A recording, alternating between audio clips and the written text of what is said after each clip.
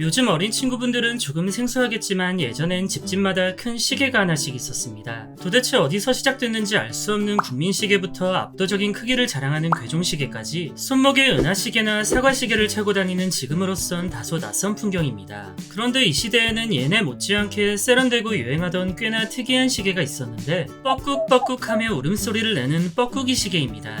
언더테이커의 등장곡 같은 괴종시계를 제외하면 당시 벽시계들은 시간만 알려줄 뿐 알람 기능은 딱히 없었는데 얘는 뻐꾹뻐꾹하면서 자다가도 벌떡 일어날 만큼 그 성능이 확실했었습니다. 그런데 뻐꾸기 시계의 실제 모델이 되는 뻐꾸기라는 조류는 사실 굉장히 잔인하고 야비한 동물이라는 걸 아시나요? 보통 새들은 나무 위에 자기들만의 둥지를 짓고 그 속에 알을 낳아 소중히 품어 돌보는 것으로 알려졌지만 뻐꾸기는 이런 조류들의 습성을 역이용하며 살아갑니다. 얘는 산란 시기가 되면 다른 조류가 지어놓은 둥지에 몰래 알을 낳아놓는데 자기의 알과 뻐꾸기의 알이 섞인 줄도 모르는 새대가리들은 뻐꾸기의 알마저 자신의 알인 줄 알고 정성스럽게 품어줍니다. 이 경우 보통 원래 둥지의 알보다 뻐꾸기의 알이 먼저 부화하게 되고 새끼 뻐꾸기는 태어난 직후 얼마 동안은 본능적으로 몸에 무언가 닿는 순간 밀치려는 습성이 있어 갓 부화하여 눈조차 뜨지 못한 새끼 뻐꾸기는 둥지의 원래 주인인 다른 알들을 둥지 밖으로 밀어 낙하시킵니다. 이후 둥지에 홀로 남은 새끼 뻐꾸기는 둥지의 원래 주인인 어미새의 사랑을 독차지하여 어미새가 물어오는 모든 먹이를 섭취하게 되고 성체로 자라게 되면 키워준 정 따윈 쿨하게 버린 채 둥지를 떠나버립니다. 뻐꾸기가 다른 둥지에 알을 낳는 이런 잔인한 행위를 탕란이라고 하는데 뻐꾸기뿐만 아니라 두견이, 매사촌 등 뻐꾸기목의 일부 조류들도 탕란을 합니다. 집 지을 필요도 없고 육아도 지가 안하고 탕란은 얼핏 봐선 개꿀인 것 같지만 물론 개꿀인 건 맞지만 이런 탕란의 과정에도 위험성이란 존재합니다.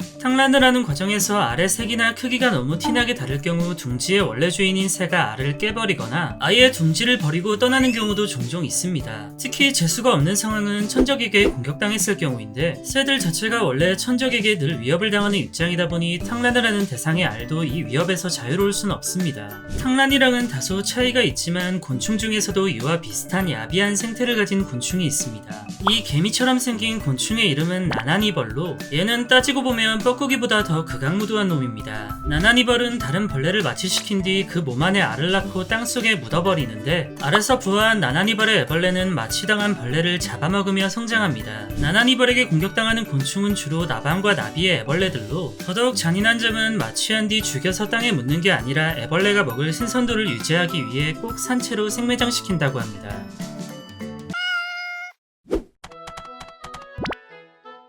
꿀벌은 인류에게 소중한 꿀을 선사하는 것은 물론 식용작물 중 70% 이상의 열매를 맺게 해주는 익충 중의 익충입니다. 전세계는 물론이고 우리나라에서도 꿀벌들을 길러내고 사육하는 양봉산업이 활발하게 이루어지고 있는데 2016년 9월 우리나라 양봉산업에 큰 재앙이 터졌습니다. 재앙의 원인은 이름부터 이미 상당히 얍삽하고 킹받는 작은 벌집 딱정벌레라는 신종의 충이 나타났기 때문인데 말벌과 같은 천적으로 인한 피해 등은 원래부터 있었지만 이놈의 경우 크고 작은 소동을 일으키는 다른 천적과는 다르게 벌집에 침투하여 벌집 전체를 속 안에서부터 파괴시켜버립니다. 남아프리카에서 처음 발견된 작은 벌집 딱정벌레는 원래 원산지인 아프리카에서만 발견되었으나 1996년 미국에서 처음 유입이 확인된 이후 브라질과 이탈리아, 호주 등 전세계로 뻗어나갔고 끝내 우리나라에까지 건너 오게 되었습니다. 이놈이 벌집을 파괴시키는 과정은 생각보다 단순한데 암컷 작은 벌레 딱정벌레는 벌통의 틈새를 이용해 침투하여 그 속에 알을 낳으며 본격적인 기생을 시작하고 알은 벌집 안에서 48시간 내에 부화하여 애벌레가 됩니다.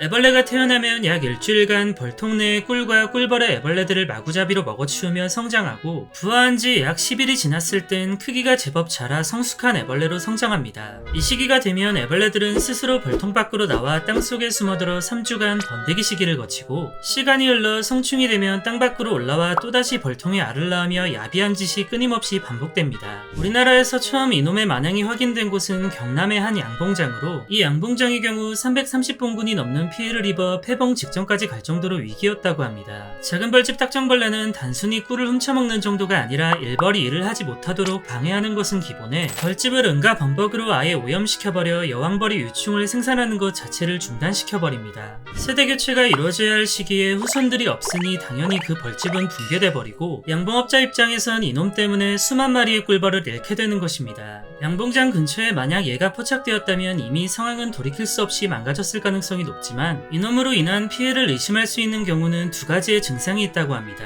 첫 번째는 벌통에서 썩은 감귤향이 나는 것이고, 두 번째는 이놈을 피해 도망친 벌들이 집 앞에서 길을 잃고 서성거리는 것입니다. 유충의 생산이 중단되는 등 집안일에 뭔가 이상함을 느낀 벌들은 일단 집을 나와서 방황하기 시작하는데, 심한 경우 집을 그냥 버리고 무리지어 도망가 버린다고 합니다. 만약 양봉을 하는 입장에서 작은 벌집 딱정벌레를 발견하게 되면 꼭 그 즉시 처형해야 하는데, 혹여나 땅속에 묻어버리거나 산채로 풀어주게 되면 곧바로 부활하여 다시 벌통을 습격할 것입니다. 형이나 누나 혹은 동생이 있는 분들은 분명 이런 상황을 겪어보셨을 겁니다. 형, 라면 먹을 거야? 안 먹어. 먹을 거면 빨리 말해. 안 먹는다고. 분명히 안 먹는다고 했다. 야, 한 입만.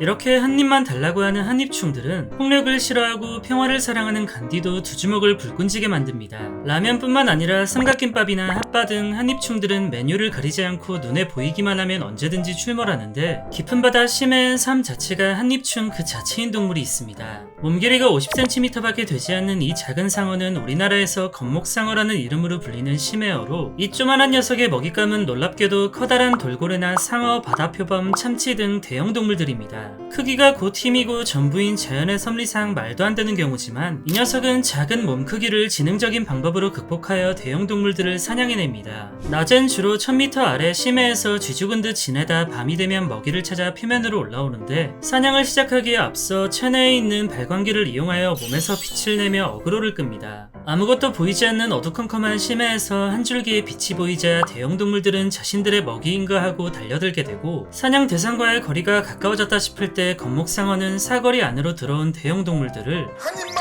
딱 한 입만 베어물고 튀어버립니다. 건목상어가 한입충이라는 특이한 사냥 방법을 가진 것에는 이빨의 역할이 가장 큰데, 얘는 위턱에 35개, 아래턱에 30개의 이빨이 촘촘하게 자라있어 무언가를 물고 뜯어버리는 것에 특화되어 있습니다. 이 강력한 이빨을 이용해서 대형 어류의 몸에 달라붙어 아래턱으로 깨문 뒤 한 바퀴를 빙글 돌며 살을 뜯어내고, 그리고는 바로 빛의 속도로 도망가 버리기 때문에 공격당한 입장에선 속수무책으로 당할 수밖에 없습니다. 건목상어에게 공격당한 대상은 하나같이 몸에 동그란 모양의 상처가 남게 되는데, 이 상처가 마치 쿠키커터로 반죽을 잘라낸 것 같다고 하여 서양에선 건목상어를 쿠키커터 샤크라 부릅니다. 얘한테 한 입만을 시전당한 어류들이 많아지면서 본의 아니게 가장 피해를 입은 대상은 어부들인데, 얘가 하도 물고기들을 한 입씩만 파먹는 바람에 상품 가치가 떨어진 물고기를 잡은 어부의 입장에선 얘는 그냥 원수 자체로 여겨집니다. 혹시나 여러분들 주변에 건목상어와 같은 한 입만 친구가 있다면 역지사지의 마음으로 팔이나 다리를 물어 뜯어보시는 걸 추천드립니다.